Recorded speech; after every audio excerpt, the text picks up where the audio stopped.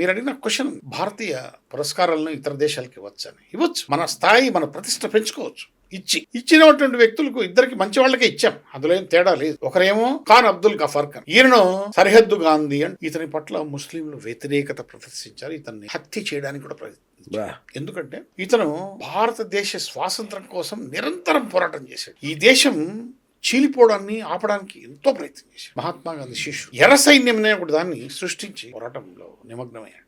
అలాంటి వ్యక్తి మరణాంతరం 1987లో అతనికి ఇచ్చారండి. అతను బతికిలేడు, అదే కదా.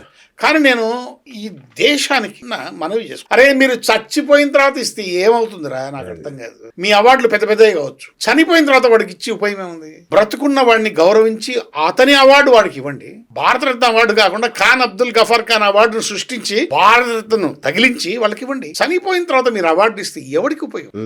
ఏం ఉపయోగం? ఒకటి. రెండోది, 1990లో నెల్సన్ మండేలాకి ఇచ్చారు. సబబే, తనకి సబబే, ఇతనికి సబబే, మనం వ్యతిరేకించడం.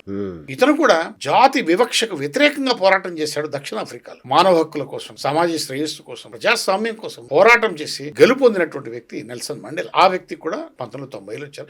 ఈ ఇద్దరికే మనం భారతీయులకు కాకుండా ఇచ్చాం. ఇంకా దరిద్రం తెలుసా, ఎంజి రామచంద్రానికి ఇచ్చాం. ఏం చేశాడు? రామారావుకి ఇవ్వలే.